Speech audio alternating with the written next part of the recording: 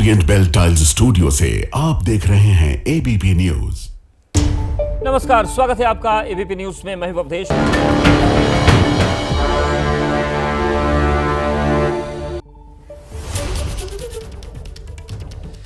तो अब बात करते हैं महाराष्ट्र की सियासत की, जहां ठाकरे परिवार से जुड़ी बहुत बड़ी खबर आ रही है। और बड़ी खबर यह है कि दोनों भाई उद्धव और राज ठाकरे के बयान से महाराष्ट्र में सियासी हलचल बेहद तेज हो गई है।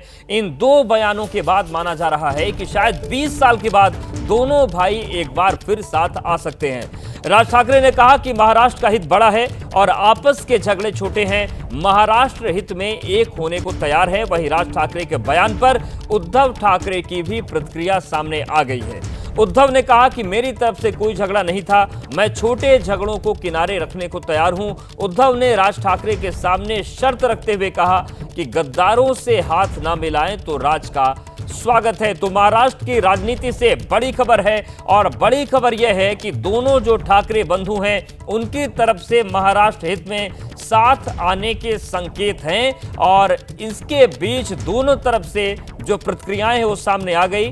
उद्धव ठाकरे कह रहे हैं कि मैं छोटे झगड़ों को किनारे रखने के लिए तैयार हूं, महाराष्ट्र का हित ऐसा होना चाहिए। राज ठाकरे कह रहे हैं कि महाराष्ट्र हित की अगर बात है तो फिर हम और बातों को किनारे रख सकते हैं। शिवसेना फुटली नाही फुटलीच तर तुम्ही अजूनही एकत्र येऊ शकता का? अजूनही एकत्र येऊ शकता का? हे अख्ख्या महाराष्ट्राचं काय म्हणतात स्वप्न आहे.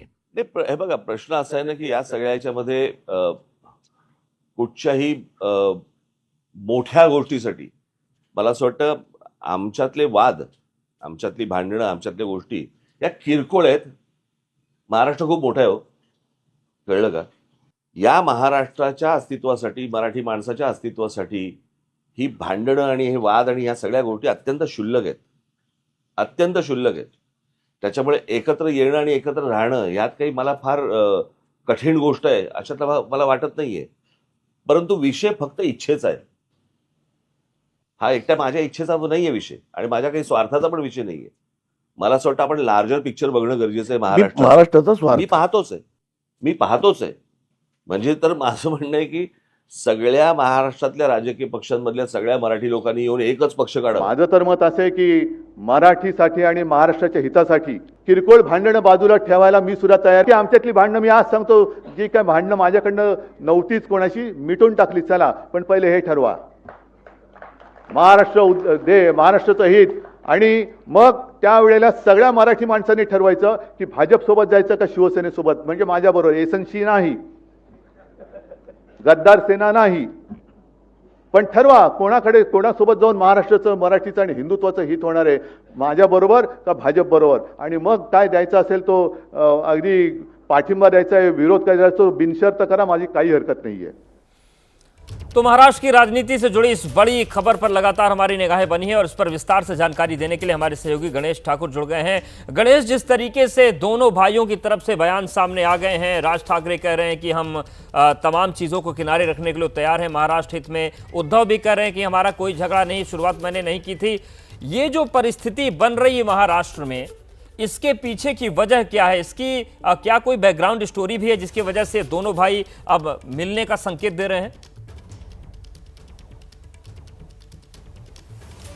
जी अवधेश, इसके पीछे की बैकग्राउंड स्टोरी यह है कि दोनों ही पार्टियों की आज की स्थिति ऐसी है कि भाजपा का सामना करने के लिए उतनी ताकत उनके पास बची नहीं है, खासतौर पर उद्धव ठाकरे के पास. उद्धव ठाकरे महाविकास आघाड़ी में ज़रूर हैं, लेकिन कांग्रेस और एनसीपी शरद पवार गुट के साथ मिलकर जो उनका कोर वोटर है, जो हिंदुत्व के नाम पर शिवसेना उद्धव ठाकरे गुट से जुड़ा हुआ रहा, जो बाला साहब ठाकरे के नाम पर पार्टी से साथ रहा है, वो कहीं ना कहीं दूर जा रहा है. दूसरी तरफ राज ठाकरे की पार्टी की स्थिति ऐसी है कि आज उनको संजीवनी की ज़रूरत है. तो ऐसे में दोनों भाई ठाकरे इस नाम को लेकर अगर एक होते हैं तो भाजपा का सामना कर सकते हैं, ये बताया जाता है या ये माना जाता है. तो इसीलिए ये कोशिश हो रही है ऐसा लगता है, क्योंकि 29 में भाजपा खुद के दम पर सरकार लाने की कोशिश निश्चित करेगी.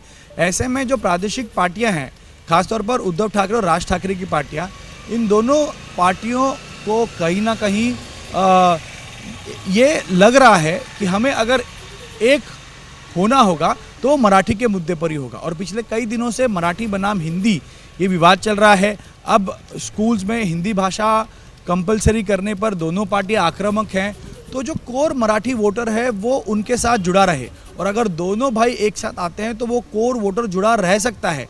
अब तक उद्धव और राज के बीच की ये तनातनी या राजनीतिक मतभेद के चलते मराठी वोटों का विभाजन हुआ, जिससे उनके विरोधियों को फायदा हुआ है। तो ऐसे में जब दोनों पार्टियां आज लो डाउन फील कर रही हैं या वोटर उनसे दूर जा रहा है अलग अलग समीकरणों की वजह से, तो दोनों साथ आएंगे। तो महाराष्ट्र में एक बात लगातार कही जाती है कि बाला साहब ठाकरे का सपना था कि दोनों भाई एक आएँ। 2006 में साथ में अलग हुए थे, तो पिछले कई सालों से ये प्रयास है, ये मराठी आदमी यही कहता है कि दोनों भाइयों ने एक होना चाहिए। तो ऐसी स्थिति में ये पहल हो रही है, लेकिन इसके पहले भी 2 बार इस तरह की पहल हो चुकी है। 2017 के बीएमसी चुनाव के दौरान और उससे पहले 2019 के विधानसभा चुनाव के दौरान भी ये पहल हुई थी, लेकिन बात नहीं बनी। उसकी पीछे की वजह है कि राजनीतिक मतभेद से ज़्यादा पारिवारिक मतभेद जो है वो कहीं ना कहीं आड़े आते हैं। तो क्या राजनीतिक मतभेद के अलावा पारिवारिक मतभेद भी दूर हो पाएंगे?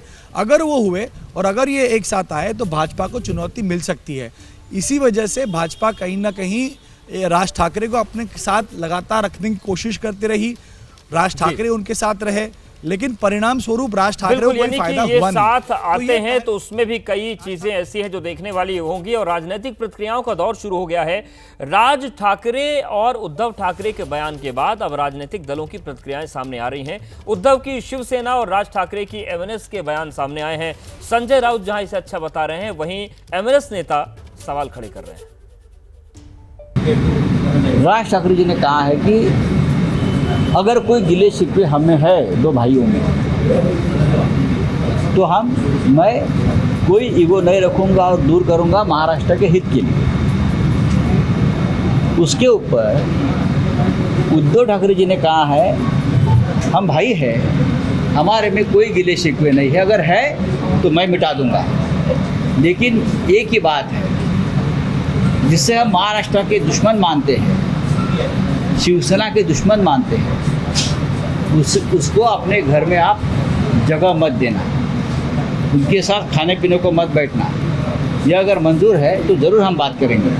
जिस प्रकार का अनुभव हमको 2017 में आया है, उस अनुभव के आधार पर मुझे ये वैयक्तिक तौर पर नहीं लगता है कि ऐसा कुछ होगा। तो राज ठाकरे और उद्धव ठाकरे पर सत्ताधारी दल शिवसेना, शिंदे गुट और बीजेपी ने तंज कसा है। बीजेपी का कहना है कि ये दोनों 2007 से एक साथ आ रहे हैं, लेकिन जीरो के साथ मिलकर जीरो ही होता है। उद्धव ठाकरे जी और राज ठाकरे जी साथ में आए या नहीं, ये उनका और उनके पार्टी का अंतर्गत मामला है और शिवसेना इसमें कुछ कहना नहीं चाहती। इसके पहले भी बहुत बार चर्चा हुई है कि ठाकरे भाई साथ आ सकते हैं, लेकिन अभी तक ऐसा कुछ हमें देखने नहीं मिला। इसके लिए ये सब स्पेकुलेटिव बातें हैं। देखिए 2007 से दोनों भाई साथ आ रहे हैं। अगर उसमें कोई बच्चा पैदा हुआ होता 2007 में, तो आज मताधिकार का उसको अधिकार मिल गया होता। किसने रोका है इन दोनों को साथ आने से? क्यों नहीं साथ आ जाते? और जो है राजनीति के 2 शून्य मिल जाएंगे तो क्या हो जाएगा? आ जाएं जल्दी से कम जो है जिन लोगों के मन में आशंकाएं हैं कि इनके आने से कुछ हो जाएगा, उनकी आशंकाओं का समाधान हो जाएगा। बार सकारात्मक रुख दिखा चुके हैं, लेकिन वो सकारात्मक रुख जो है एक बयान तक ही सीमित रह जाता है। कुछ आगे तो बढ़ें, दोनों पहले खुद को गंभीरता से तुलें। और अब बात कर लेते हैं दिल्ली की सीलमपुर हत्याकांड से जुड़ी बड़ी जो बात सामने आ रही है। जिक्रा ही हत्याकांड की मास्टरमाइंड है, ये पुलिस के हवाले से बड़ी खबर आ रही है। कोर्ट ने जिक्रा को 2 दिन की रिमांड में भेज दिया है। हत्या में इस्तेमाल हथियार बरामद नहीं हुए हैं और हत्याकांड में शामिल बाकी आरोपियों की तलाश जारी है। तो जिस तरीके से हत्याकांड हुआ, इसको लेकर अब बड़ा खुलासा सामने आ रहा है और पुलिस के हवाले से जो जानकारी मिल रही है, सीलमपुर हत्याकांड मामले में जो जिक्रा है वही हत्याकांड की मास्टरमाइंड है और कोर्ट ने जिक्रा को 2 दिन की रिमांड पर भेज दिया है। पुलिस पूछताछ करेगी और अभी तक की जो स्थिति है, जो अपडेट है, हत्या में इस्तेमाल जो हथियार था वो बरामद नहीं हुआ है। हत्याकांड में शामिल बाकी आरोपियों की भी तलाश पुलिस कर रही है। तमंचों के साथ वीडियो बनाने वाली जिक्रा पुलिस की गिरफ्त में चेहरा ढकी जिक्रा। ये दो तस्वीरें आपकी टीवी स्क्रीन पर हैं। सीलमपुर हत्याकांड की मास्टरमाइंड कही जा रही जिक्रा को पुलिस ने 24 घंटे के भीतर गिरफ्तार कर लिया। गुरुवार दोपहर कुणाल की हत्या की गई थी। घर वालों ने आरोपी साहिल और उसकी बहन जिक्रा का नाम लिया था, जिसके बाद पुलिस को जिक्रा की तलाश थी, जो कल शाम जाकर पूरी हुई। जिक्रा आर्म्स एक्ट के मुकदमे में जेल में बंद थी। 15 दिन पहले ही वो जेल से छूटकर बाहर आई थी।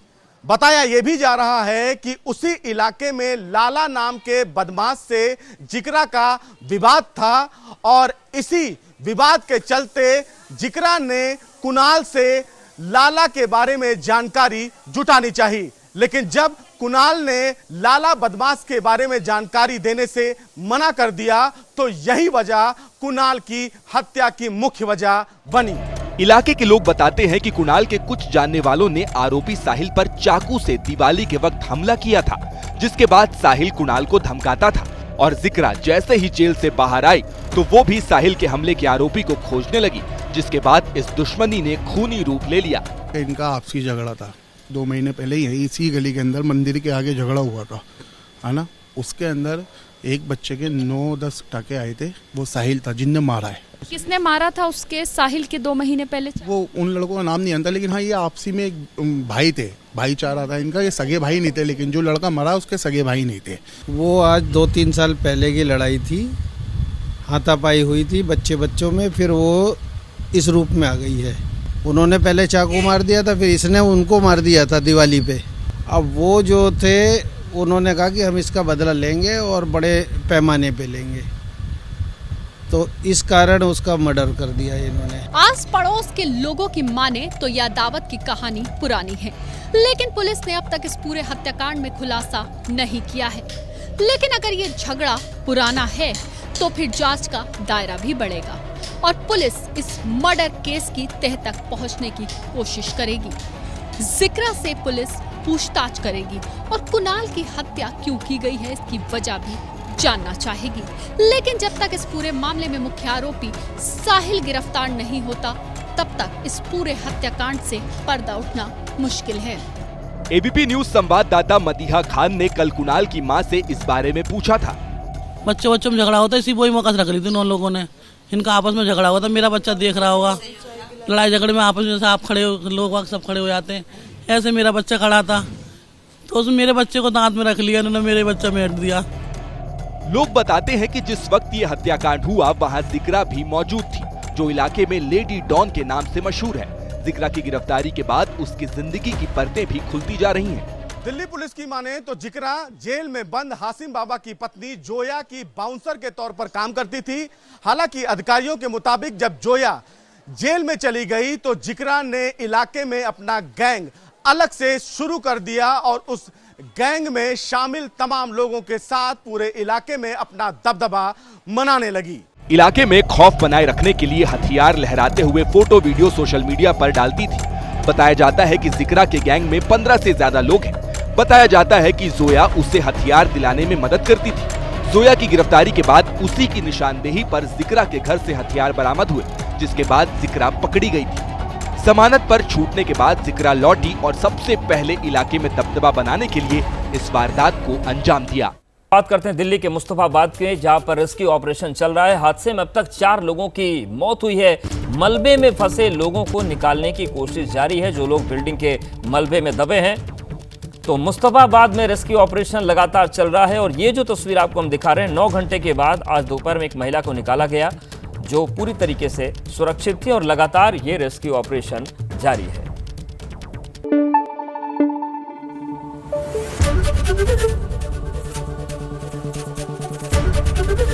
एबीपी न्यूज आपको रखे आगे।